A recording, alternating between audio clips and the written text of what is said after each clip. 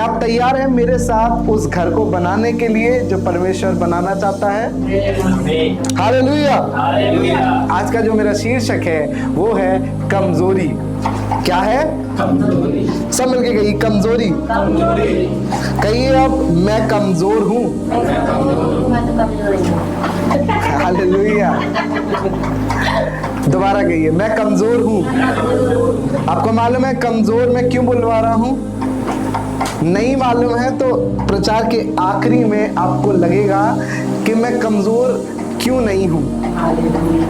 आप कहेंगे कि काश मैं, जो बाइबल में लोग कमजोर पड़े, मैं उनकी तरह कमजोर क्यों नहीं हो पा रहा। काश मैं उतना कमजोर हो पाता तो मैं परमेश्वर की सामर्थ को अपने जीवन से देख पाता। हालेलुया। मेरे साथ निकाले पहला शमूएल। मैं कहानी आपको बता दूंगा, लेकिन मैं निकलवाना चाहता हूँ। पहला शमूएल उसके पहले अध्याय में एक स्त्री के बारे में कहानी शुरू होती है। वो स्त्री कौन थी मालूम है आपको? किस स्त्री की बात कर रहे हैं? हन्ना। कहिए क्या? हन्ना के बारे में आज हम बात करने जा रहे हैं। हन्ना की कहानी कुछ बहुत खास नहीं है। हन्ना के बारे में यह बताया जाता है, हन्ना तो बांझ थी। हन्ना के बारे में यह बताया जा रहा है कि उसकी जो सौतन थी, जो उसके साथ रहती थी, वो उसको ताने मारती थी। उसके आस पड़ोस के लोग उसको ताने मारा करते थे। पहला शमूएल उसका पहला अध्याय हम पढ़ रहे हैं। मैं आपको पूरी कहानी बता रहा हूं जो पहले अध्याय में आपको मिलेगी, और आप बस पहला शमूएल निकाल के रखें। तो कहानी इस प्रकार से है, हन्ना बांझ है, हन्ना की कोई औलाद नहीं है, पर हन्ना का पति उससे बहुत प्रेम करता है। आप इधर सुन रहे हैं मेरी बात को? आप दाएं बाएं ना देखें, नहीं निकल पा रहा, कोई बात नहीं, परमेश्वर की आवाज को सुने। हालेलुया। हन्ना क्या थी? उसका पति उससे बहुत प्यार करता था। लोग उसे ताने मारते थे। हन्ना के लिए आसान नहीं था रोज बाहर निकलना और खुश होना। मालूम है जब भी वो बाहर निकलती होगी, लोग उसको देखकर कहते होंगे कि इसको तो परमेश्वर ने श्राप दिया है। बांझ होना एक अच्छी बात नहीं है। लोग गलत निगाहों से देखते हैं, लोग उसके बारे में गलत गलत बातें करते हैं कि इस पे आशीष नहीं है, इस पे औलाद की, संतान की आशीष नहीं है, कहीं ना कहीं तो इसने कुछ गलत किया होगा, इस कारण से इसके जीवन में ये परेशानियां आई हैं। और तरह तरह की बातें बनाते हैं और कहते, बहुत सारी ऐसी बातें कहते होंगे, हन्ना कई बार टूटी होगी। मालूम है, पर हन्ना हर साल के पर्व में, मतलब कि जिसको कहा जाता था फूलों का पर्व, उस समय पे वो मंदिर में जाके परमेश्वर से प्रार्थना किया करती थी।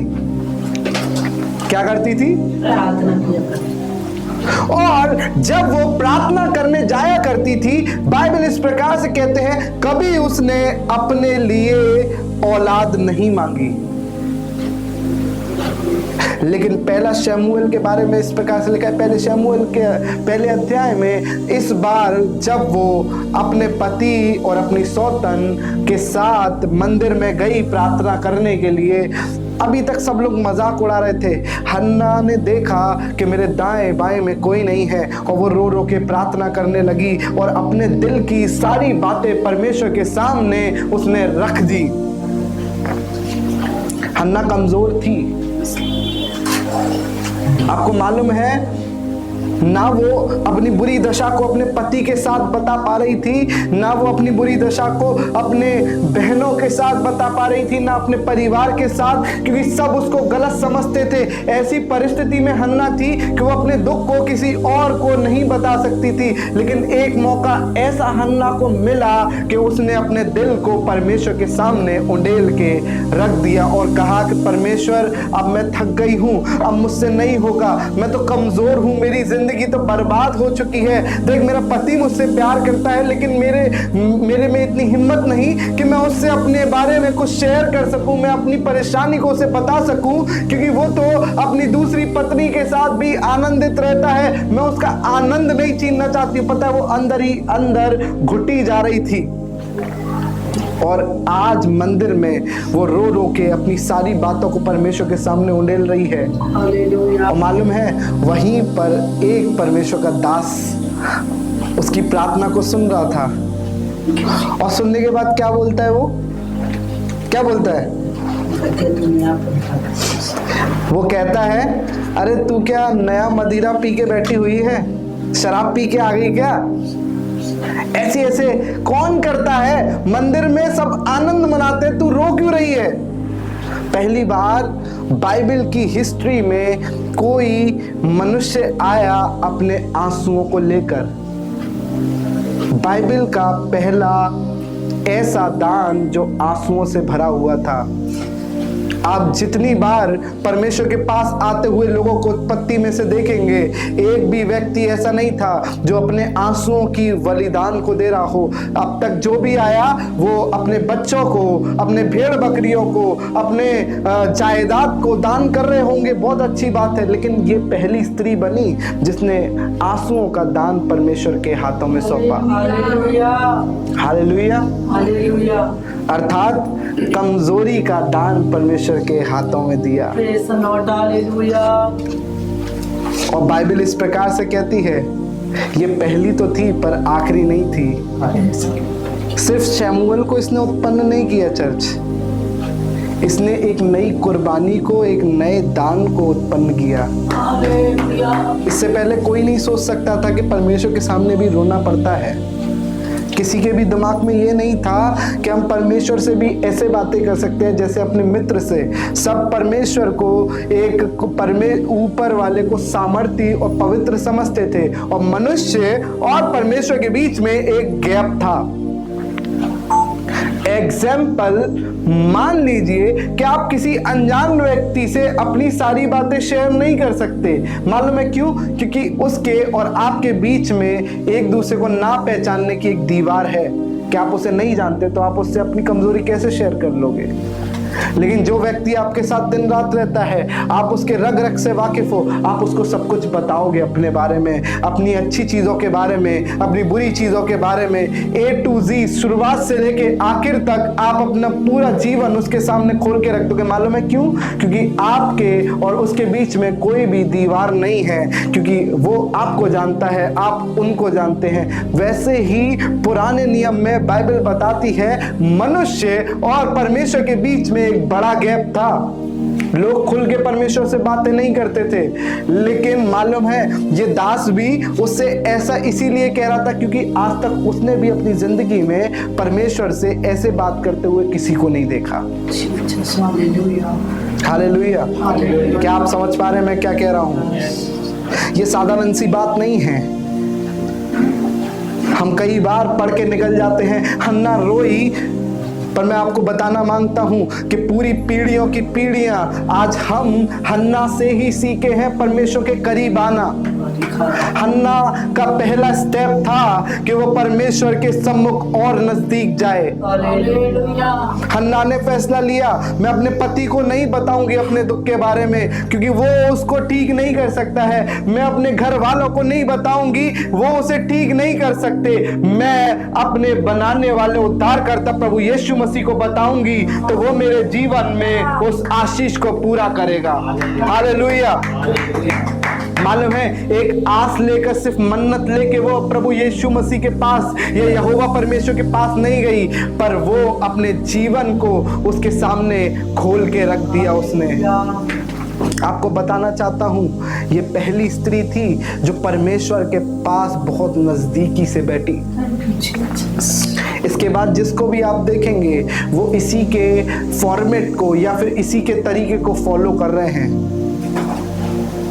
इसी के तरीके को, आंसू बहाने के तरीके को, अपनी प्रार्थना करने के तरीके को वो बदल रहे हैं। अब तक जो प्रार्थनाएं थी, आप पुराने जमाने में देखेंगे, आदम ने परमेश्वर से प्रार्थना की और कहा, परमेश्वर तू क्या हमें आशीर्वाद देगा?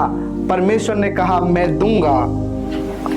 हाबिल और कैन ने जब भेंट अर्पित करी तो उन्होंने कहा कि क्या प्रभु हमें तू आशीष देगा? परमेश्वर ने कहा, मैं दूंगा। जितने लोग आप बाइबल में पढ़ेंगे, मूसा, यहोशू, कालेब और हारून, जितने भी लोग आप देख पाएंगे, वो सब परमेश्वर से रिक्वेस्ट कर रहे हैं और पूछ रहे हैं क्या तू देगा या नहीं। पर हन्ना एक बेटी की तरह, एक बेटे की तरह परमेश्वर से जिद करके मांग रही है कि परमेश्वर मुझे नहीं पता कि ये कैसे होगा, मैं नहीं जानती ये कैसे मेरी परेशानी खत्म होगी, पर मुझे मालूम है तू कर सकता है और तू करेगा। This is the prayer of faith. और कुरिन्थियों के अंदर इस प्रकार से लिखा है, निकालिएगा नहीं, कि वह हमारी निर्बलता में अपनी सामर्थ को सिद्ध करता है। और हन्ना ने अपने समय की एक हिस्ट्री को बनाया। और मालूम है, ताज्जुब की बात ये नहीं है कि शमूएल पैदा हुआ, ताज्जुब की बात तो ये है कि बाइबल इस प्रकार से बताती है, शमूएल का आत्मा शरीर का आत्मा नहीं था, वो मनुष्य की संतान का आत्मा नहीं था, पर बाइबल के स्कॉलर्स कहते हैं शमूएल स्वर्गदूतों की संतान थी जो हन्ना की कोख में डाली गई। इसीलिए छोटे से बालक के बारे में इस प्रकार से लिखा है कि उसको परमेश्वर का नबी ठहराया गया बहुत छोटी सी उम्र में, और दान से लेके बैतसदाए तक ये बात फैल गई कि परमेश्वर ने शमूएल को आशीर्वाद दिया है और चुना है। क्योंकि पुराने जमाने में छोटे बालकों को कोई इस्तेमाल नहीं करता था।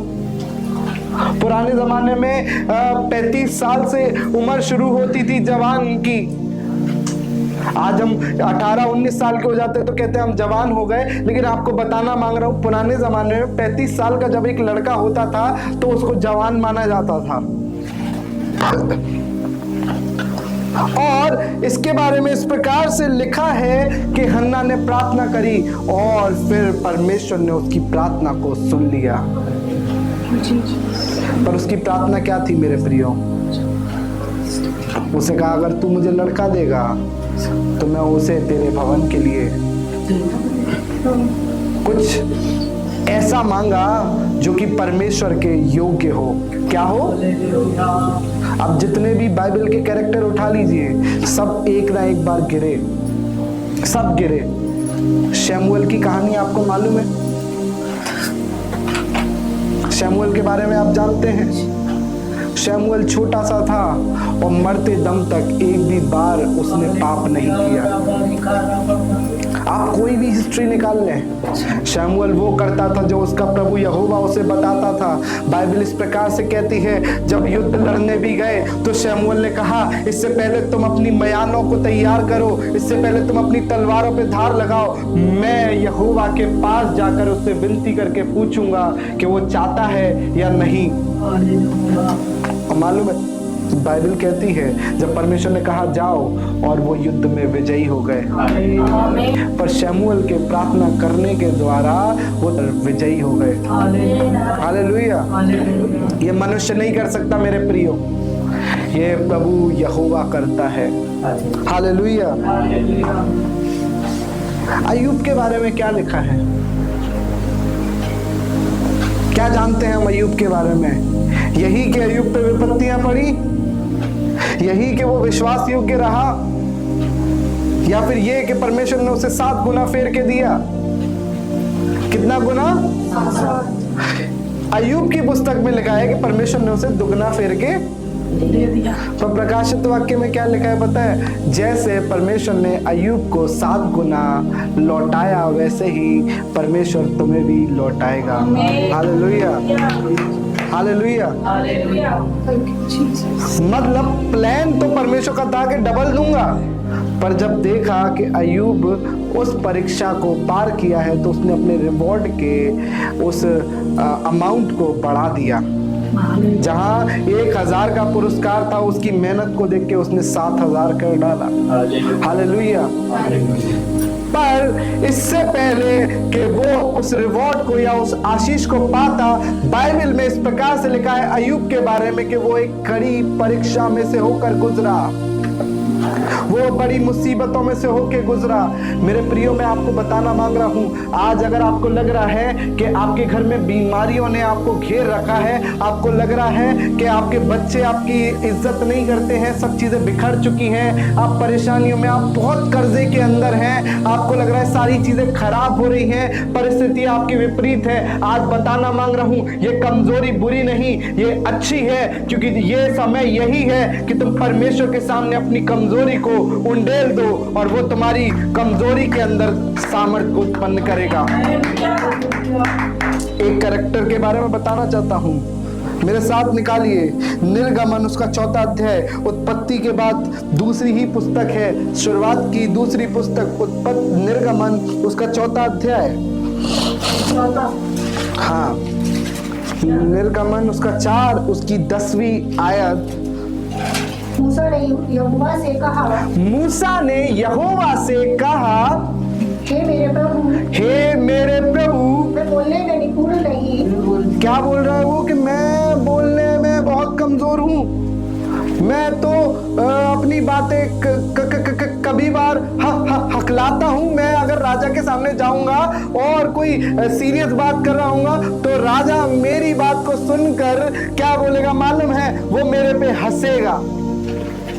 मैंने बोला अगर उसको जाकर कि प्रभु मेरे साथ खड़ा है ऐसा करके, तो कोई भी हंस देगा कि एक अकेला आकर हमें परमेश्वर के बारे में बता रहा है, और मालूम है ये अपनी कमजोरी के बारे में परमेश्वर से डिस्कशन कर रहा है।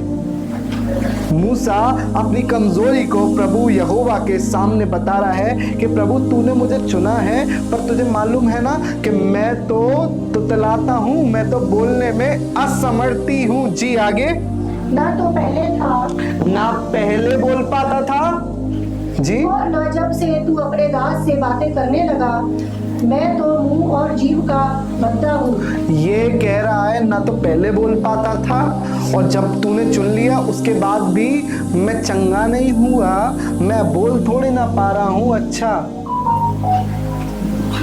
बता रहा है वो परमेश्वर को, उसका कॉन्सेप्ट तरीका समझ पा रहे हैं वो क्या बोल रहा है कि पहले भी नहीं था और अभी भी नहीं हूँ, चर्च आ रहा हूँ, रोज चंगाई के लिए फास्टिंग रख रहा हूं, पर अभी भी कुछ नहीं हुआ है। बहुत गीत गाए हैं पर फिर भी अभी तक उन गीतों के द्वारा लोगों की जिंदगी में चंगाई तो आई, पर मेरी जिंदगी में नहीं आई। कह रहा है तूने मुझे चुन तो लिया है, पर तू ये तो देख मैं कैसा हूं, मेरी दशा कैसी है। आपको बताना मांगता हूं प्रियो, कई बार परमेश्वर आपको चंगाई नहीं देगा, कई बार परमेश्वर आपको पैसे वाला नहीं बनाएगा, कई बार परमेश्वर आपको आपके कर्जे से नहीं निकालेगा, कई बार आपको परमेश्वर जीवन का दान नहीं देगा, पर मालूम है परमेश्वर आपको आपकी बुरी परिस्थितियों में ही सामर्थी बनाएगा। बाइबल के अंदर मालूम है क्या लिखा है कि मूसा का हकलापन खत्म नहीं किया, फिर भी मूसा ने 20 लाख लोगों की अगुवाई करी उस तुतलाते हुए मुंह से।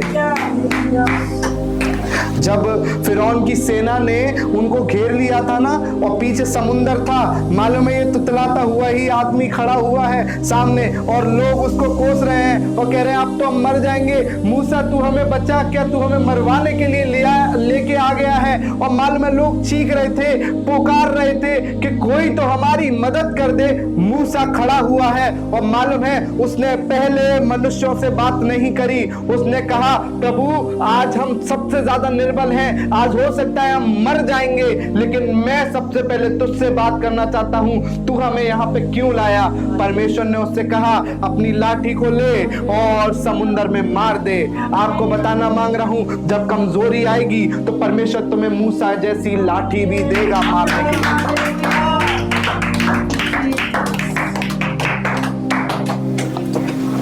वो लाठी जो समुंदर को दो भाग करती है, जो मरे हुए राहों में से रास्ता बना देती है। आगे क्या हुआ, उसने उस लाठी को परमेश्वर की आवाज सुनकर मारा और समुंदर दो भाग हो गया। वो परमेश्वर समुंदर में से भी राह बनाता चला गया और उसके लोग उसमें से पार हो गए। Hallelujah, hallelujah. और मूसा के बारे में इस प्रकार से लिखा है कि ये हकलाता हुआ उन लोगों के लिए परमेश्वर के बाद दूसरा रास्ता दिखाने वाला रहनुमा बन गया। हालेलुया। जब भी हम इजराइलियों की बात करते हैं, मिस्र की गुलामी की बात करते हैं, तो हमें मिस्र याद आए ना आए, इजराइली याद आए ना आए, पर मूसा जरूर याद आता है क्योंकि वो उनका अगवा बन गया। पर मूसा का अगवा तो आसमान को बनाने वाला था। जितनी बार विपत्ति आई, मूसा ने अपने आप को परमेश्वर के सामने कमजोर दिखाया, कहा मैं तो कमजोर हूँ। मन्ना बरसने लगा, उसने कहा पानी नहीं है प्रभु, मैं तो कमजोर हूँ। लाठी मारी, पानी निकल आया। मालूम है यही प्रोसेस है हमारी जिंदगी में आशीषों को आने का। जब तुम नीचे जाओगे तो परमेश्वर तुम्हें स्प्रिंग में बिठाकर ऊपर उछालेगा। हालेलुया। स्प्रिंग पे बैठ के तो देखो। आपको बताना सिर्फ ये चाहता हूं कि जब हम एक ऐसी राह पे चलते हैं जो यहोवा बनाता है, तो परमेश्वर आपको गहराइयों में से भी निकाल कर अपनी चट्टान पे खड़ा कर देगा। हालेलुया। तुम्हें लग रहा है तुम बहुत गरीब हो, कोई बात नहीं। तुम्हारी गरीबी के अंदर ही, तुम्हारे उसी कमाई के अंदर आसमान का परमेश्वर तुम्हारे भंडार को भरेगा। मैंने कई बार ऐसी गवाहियों को सुना है और अपने घर के अंदर भी देखा है। जब थोड़ा सा आटा रह गया था खाने के लिए, बहुत से लोग थे, मालूम है क्या हुआ? रोटी पकती जा रही है, रोटी पकती जा रही है, पर आटा उतना का उतना है। मालूम है क्यों? क्योंकि यहाँ से एक बाइट इंसान तोड़ रहा है, वहां से स्वर्गदूत एक बाइट और लगा रहा है उस आटे में। हालेलुया। स्वर्गदूत आकर तुम्हारे भंडार को, तुम्हारे घर को, तुम्हारी हर एक परिस्थिति को संभाल लेंगे, पर आवश्यकता है कि हम उसके हाथों में सौंप दें। पर ये सबके साथ नहीं होता। ये पता कब होता है? जब दिख रहा है कि आटा खत्म होने वाला है, तो एक इंसान ने क्या किया कि अब इतने लोग कैसे खाएंगे? आइए हम प्रार्थना करते हैं। क्या करते हैं? किसके लिए प्रार्थना कर रहे हो आप? आटे के लिए, कि सब में हो जाए। और परमेश्वर ने उस पर बोल दिया आमीन। हालेलुया। बहुत छोटी सी बात है लेकिन बताना मांग रहा हूँ। ऐसा ही तो हुआ कि जब 2 मछली थी और 5 रोटी थी, तो परमेश्वर यीशु मसीह ने ये नहीं बोला कि आओ हम खाते हैं। उसने आसमान की ओर बढ़ाया और कहा परमेश्वर इन पर अपने आशीष और अपनी बरकत को दे, मल्टीप्लाई कर। और क्या हुआ कि आखिर में 12 टोकरे बच गए खाने के। 5000 की भीड़ ने 2 रोटी, 5 रोटी और 2 मछलियों में से खा लिया।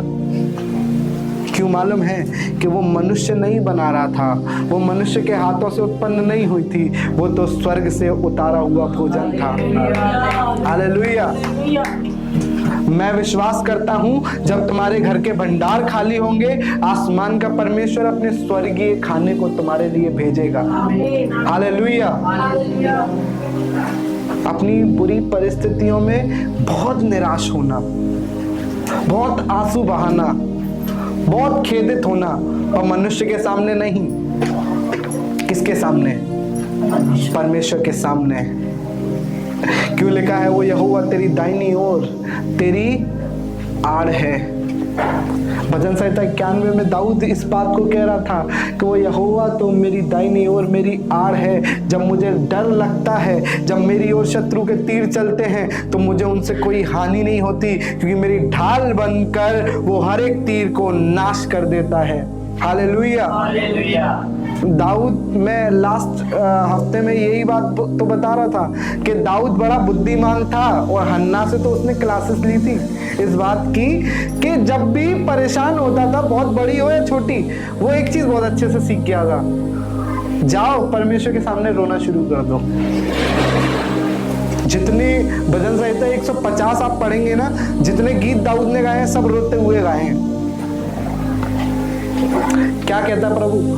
प्रभु हमें तूने क्यों छोड़ दिया? परमेश्वर तूने मुझे त्याग दिया है।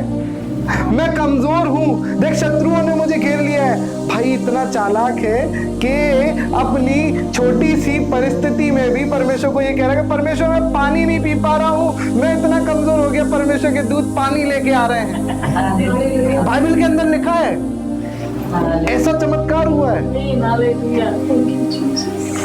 जब अब्राहम का भतीजा लूत वो सदोम और अमोरा में बैठा हुआ था जहां पर सब कुछ नाश होने वाला है, मालूम है परमेश्वर ने अब्राहम की प्रार्थना को नहीं सुना। उसने देखा था जब लूत पहले दिन परमेश्वर के बिना बुलाए अपने चाचा के साथ बड़ा चला आ रहा था, परमेश्वर को वो भाया। और मालूम है लूत के बारे में ये नहीं लिखा है कि लूत खराब था, लूत के बारे में ये जरूर लिखा है कि वो परमेश्वर का भय मानने वाला मनुष्य था। हालांकि उसने परमेश्वर की आवाज़ को नहीं सुना कभी, उसने परमेश्वर के काम को अपनी ज़िंदगी में कभी होते हुए नहीं देखा, फिर भी उसने अपने चाचा के परमेश्वर की आराधना की। मालूम है उसकी लड़कियां घर में जब थीं और बाइबल कहती है जब सब कुछ नाश होने जा रहा था उससे दूत मिलने आए, उसने क्या कहा मालूम है? उन दूतों को छुपा लिया ताकि लोग उसे ना मारे, और क्या कहा कि तुम्हें चाहिए इन दूतों को छोड़ दो, मेरी बेटियों को ले जाओ, कोई बात नहीं क्योंकि इनको यहोवा ने मेरे घर पे भेजा है। हालेलुया। आप समझ पा रहे हैं लूत के कैरेक्टर को? लूत कैसा था? बाइबल इस प्रकार से कहती है जब सदोम और अमोरा नाश होने वाला था तो लूत के पास परमेश्वर का दूत आता है। कौन आता है? परमेश्वर का दूत। अब्राहम के पास नहीं आया, किसके पास आया? लूत के पास। कितनी बार? कितनी बार आया? 2 बार। कितनी बार? 2 बार। एक बार 2 आए थे, एक बार 1, टोटल 3। अब 3 से हमें कुछ याद आता है? यस, पिता। किससे मिलने आ रहे हैं? से। उस व्यक्ति से जिसने कभी प्रभु को नहीं देखा, जिसके पास कोई दर्शन नहीं था। मालूम है ये कमजोर सा लड़का जो अपने मामा अपने चाचा से अलग भी हो गया और तराई में रह रहा है, परमेश्वर ने कहा ये कौन लड़का है जो अपने चाचा के साथ निकला, मैंने तो इसे चुना भी नहीं है फिर भी निकलता जा रहा है और आराधना भी कर रहा है, इसके बच्चे हो गए फिर भी मुझे नहीं भूल रहा है, तो चलो हम इससे मिल के आते हैं। और बाइबल कहती है त्रिएक परमेश्वर आकर उससे मिले। हालेलुया। परमेश्वर का दूत, हिंदी, इंग्लिश बोले तो the power of God, personality of God, परमेश्वर के शरीर ने आकर उनसे भेंट की। और जितनी बार परमेश्वर के दूत लूत से मिले वो हर बार पहचान गया कि ये इंसान तो नहीं है, इसीलिए उसने अपनी बेटियों को दांव पे लगा दिया कि ये परमेश्वर के अगर दूत हैं तो मैं इनको हानि नहीं आने दूंगा। हालेलुया। हालेलुया। पुराने नियम के लोगों में बहुत दिमाग था, आज हमें नहीं है क्योंकि हमने उतना अच्छा कभी खाया ही नहीं। हम तो घी को अच्छा जानते हैं, मक्खन को अच्छा जानते हैं, रोटी को, पर उन्होंने उस समय पे वो खाया जो बिना घी के भी घी से कई गुना अधिक असर करता था। बड़ी चतुराई से इंसानों ने परमेश्वर के काम को देखा। एक कहानी और पढ़ेंगे, न्याय उसका 6वां अध्याय। ये कहानी है गिदोन की। किसकी? गिदोन के बारे में तो सभी जानते हैं, और गिदोन के चरित्र के बारे में बात हो रही है इस अध्याय के अंदर। मेरे साथ पढ़े 13वीं आयत, न्यायो उसका 6वां अध्याय उसकी 13वीं आयत। गिदोन ने उससे कहा, जी, हे मेरे प्रभु, विनती सुन, यदि यहोवा हमारे संग होता तो हम पर यह सब विपत्तियां क्यों पड़ी? यहाँ पर पता है क्या हुआ? गिदोन परेशानियों में घिरा हुआ है अपनी प्रजा के साथ में, और एक दूत आकर गिदोन को क्या बता रहा है मालूम है कि परमेश्वर तुम्हें इस युद्ध में विजय देगा। पर गिदोन पता है क्या कह रहा है, अगर यहोवा परमेश्वर हमारे साथ होता ना तो हम इतनी परेशानियों में नहीं घिरे होते। हम तो कमजोर पड़ गए हैं, अब देखो हमारी तलवारें सारी टूटी हुई रखी हैं, अब हमारे पे धार लगाने के लिए कोई नहीं बचा है। जितने लोग थे वो सबके सब बर्बाद हो गए हैं। लेकिन मालूम है इससे पहले परमेश्वर ने उस कमजोरी में गिदोन को क्या बुलाया? 12वीं आयत पढ़िए जी। उसको यहोवा के दूत ने दर्शन देकर कहा, हे शूरवीर शूरमा। क्या कह रहा है? हे शूरवीर शूरमा। हे शूरवीर शूरमा, मतलब कि ये गिदोन को परमेश्वर का दूत पुकार रहा है और ये नहीं कह रहा बेटा तू बहुत कमजोर है, तेरे हालात नहीं है, मुझे मालूम है तू हार जाएगा। वो कह रहा है कि तू तो शूरवीर और शूरमा है, तू तो इन सबको अकेला गिरा सकता है। जब सारा संसार गिदोन को कमजोर समझ रहा था, परमेश्वर के दूत ने कहा नहीं तू कर सकता है। ऐसा ही तो अदन की वाटिका में हुआ, जब सारे जानवर सारी दुनिया मिलकर कह रही थी हवा से कि तेरे द्वारा मृत्यु उत्पन्न हुई है, परमेश्वर ने भी उसे श्राप दे दिया। तब आदम ने कहा तू मृत्यु को नहीं उत्पन्न की, पर तेरा नाम आज से हवा होगा। और हवा का अर्थ होता है संसार की आदि माता, जीवन देने वाली। आपको बताना ये मांगता हूं, जब संसार आपके बारे में गलत बातें कर रहा है कोई बात नहीं, आप परमेश्वर की ओर अपनी निगाहों को लगाएं। आसमान का परमेश्वर आपके लिए एक अच्छी बात बोलना मांगता है, आपकी कमजोरी में आपके लिए अच्छी बात बोलना मांगता है, आपकी दूर दशा में आपके लिए एक अच्छी बात को बोलना मांगता है, आपके बुरी और पस्त हालात में वो आपके लिए कुछ अद्भुत करना चाहता है। पर आवश्यकता है कि जो मेरे पास है हन्ना की तरह उंडेल दें। हालेलुया। एक आयत और पढ़ेंगे और ये मेरे प्रचार की सबसे अहम आयत है जो कि आपको मिलेगी लूका उसका 4वां अध्याय। इस कहानी से आप वाकिफ हैं, लूका उसका 4वां अध्याय। और ये मेरे प्रीच का आइसिंग ऑफ द केक है, ये मेरी कीवर्ड्स है। लूका उसका 4वां अध्याय और उसकी दूसरी आयत जी। और शैतान उसकी परीक्षा करता रहा। बाइबल में लिखा है लूका की इंजील उसके 4वें अध्याय उसकी दूसरी आयत में, जब यीशु मसीह ने 40 दिन उपवास रखे, उस 40 दिनों के अंदर भी शैतान उसकी परीक्षा करता रहा। किसमें? 40 दिन के उपवास में शैतान यीशु मसीह की परीक्षा वो जब सबसे कमजोर था, जब वो सबसे निर्बल था, जब उसके पास कोई मददगार नहीं था, तब शैतान आके पता है क्या कह रहा था? अब तो तू खा ले। जब भूख लग रही थी उसी समय पे उसने अच्छा अच्छा खाना उसके सामने रख दिया। जब उसके पास कपड़े नहीं थे तो अच्छे अच्छे कपड़े उसके सामने रख दिए। मनुष्य की कमजोरी तो यही है, जब मनुष्य के पास नौकरी नहीं होती तो वो नौकरी जब संसार देता है तो वो जल्दी से पकड़ लेता है। जब उसके पास खाने के लिए कुछ नहीं होता और कोई व्यक्ति आता है और कहता है आओ जी ये खा लो, और वो जाके खा लेता है। और पता है क्या कहता है? कहता है कि हम तो मजबूर थे। यीशु मसीह से ज्यादा मजबूर कोई नहीं था बाइबल के अंदर। आप पूरे कैरेक्टर्स और बाइबल की पूरी हिस्ट्री को या फिर अपनी जिंदगी को भी जब आप देखेंगे तो आप पाएंगे कि यीशु मसीह से ज्यादा कमजोर, यीशु मसीह से ज्यादा हारा हुआ, यीशु मसीह से ज्यादा मजबूर, यीशु मसीह से ज्यादा बीमारियों से घिरा हुआ कोई भी मनुष्य इस पृथ्वी पर नहीं पाया गया और ना पाया जाएगा। ऐसा क्यों? यीशु मसीह के बारे में यशाया कहता है कि वो हमारे पापों को लिए जाता है, मनुष्य उससे घृणा करते हैं, दुख से और बीमारियों से उसकी जान पहचान थी। वो हमारे लिए ही सताया गया, वो हमारे लिए ही मारा गया, वो हमारे रोगों के कारण चलनी किया गया। मेरे लिए और आपके लिए उसने क्या किया? कोड़े खाए और दुख में से होकर निकला। बताना मांग रहा हूं, यीशु मसीह भी कमजोर था।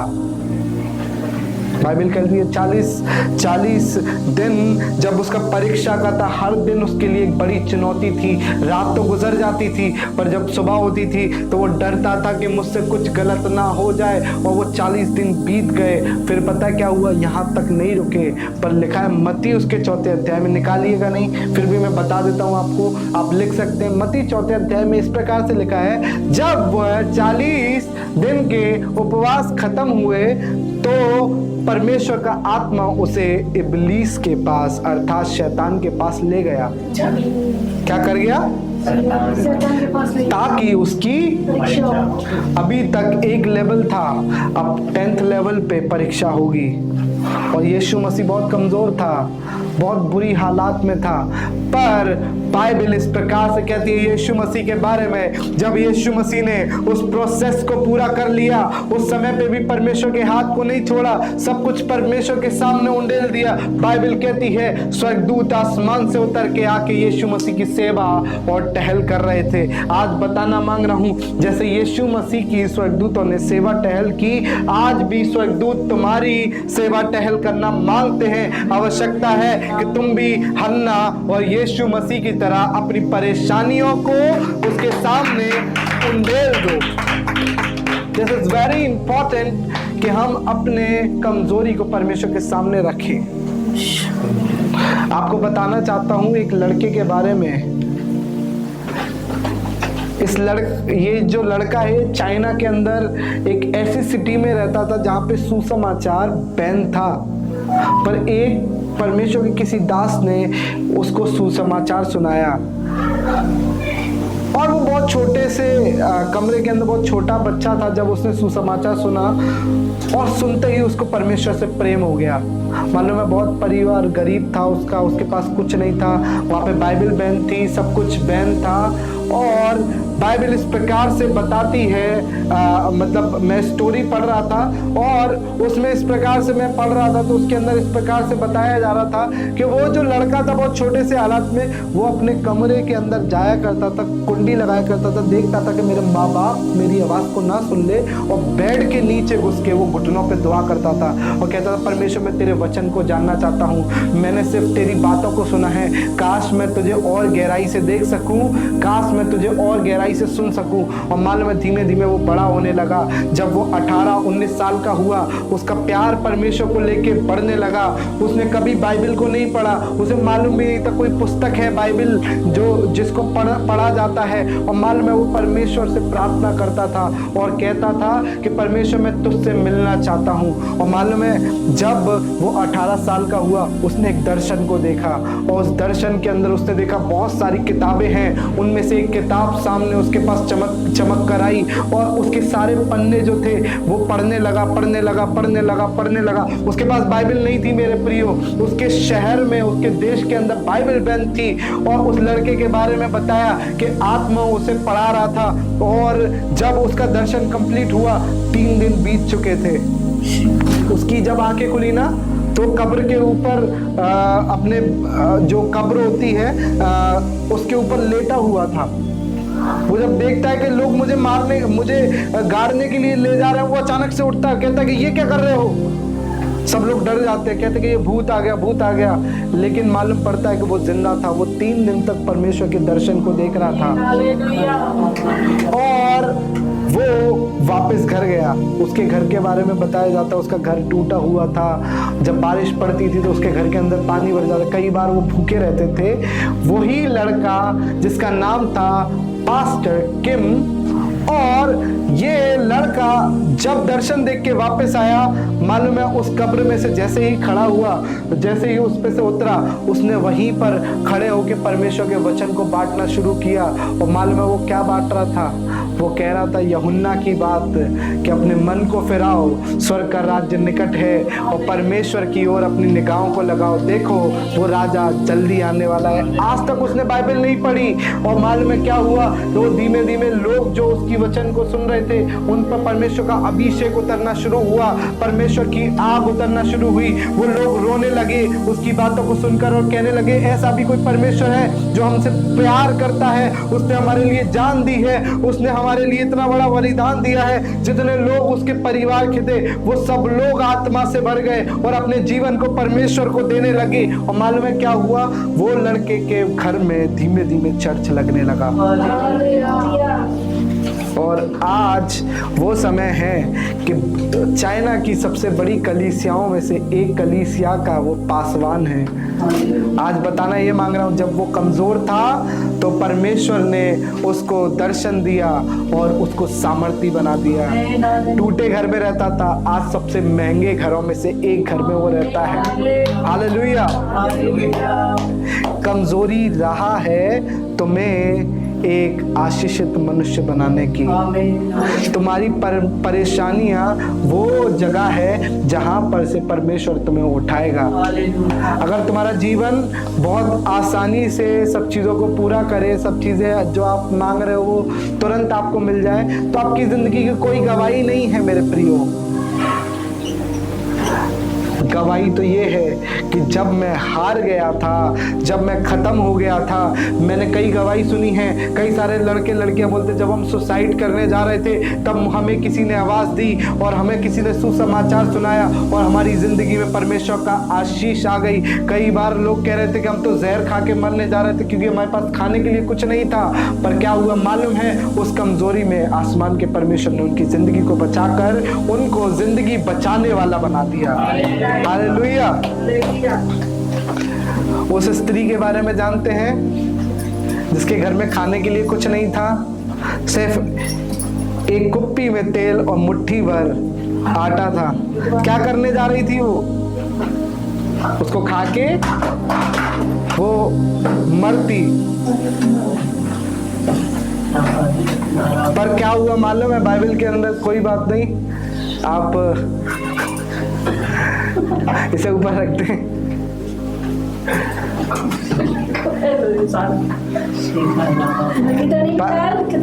आप सामने देखिए, कोई बात नहीं, अभी प्रचार के बाद बात करिएगा। बाइबल के अंदर इस प्रकार से लिखा है उस स्त्री के बारे में कि वो जो स्त्री है ना, वो मरने जा रही थी। क्या करने जा रही थी? हम खाएंगे, उसके बाद कुछ बचेगा नहीं, हम मर जाएंगे। लेकिन बाइबल में कुछ और था उसके लिए। उसे लग रहा था ये हमारा एंड है, पर परमेश्वर ने उसको कहा ये तेरा एंड नहीं, ये तेरी शुरुआत है। और बाइबल कहती है परमेश्वर का दूत जब उसके सामने आया तो उसने पूछा कि तुम्हारे पास क्या है?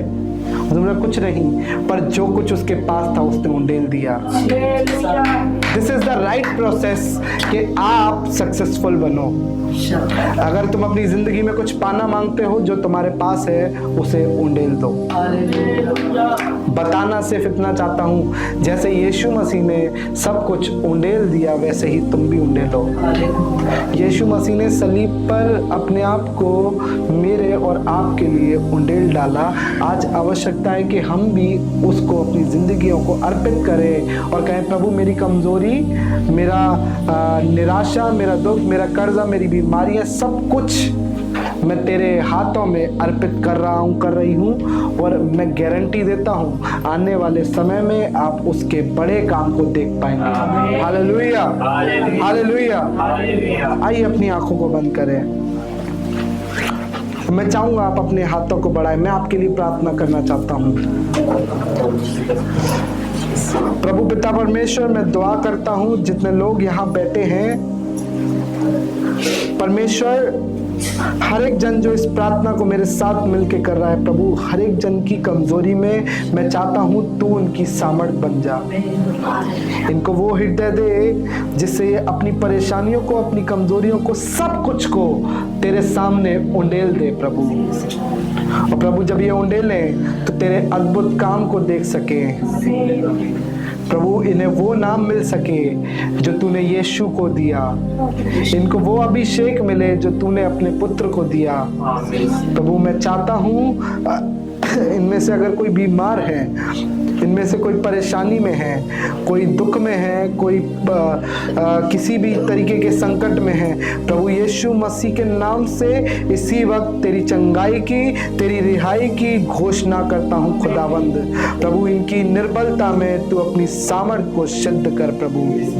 यीशु मसीह में दुआ करता हूँ, आसमान के परमेश्वर, जितने लोग इस प्रार्थना को सुन रहे हैं प्रभु, उनके जीवनों में तू एक बड़े अद्भुत काम को कर प्रभु यीशु मसीह। इस मार्च के खत्म होने से पहले ये घोषणा करता हूँ, ये भविष्यवाणी करता हूँ प्रभु, कुछ अद्भुत करने जा रहा है। और प्रभु यीशु मसीह के नाम से जितने लोग यहाँ बैठे हैं, जितने लोग मेरी आवाज को सुन रहे हैं, हर एक जन के जीवन में प्रभु कुछ नया उत्पन्न कर रहा है।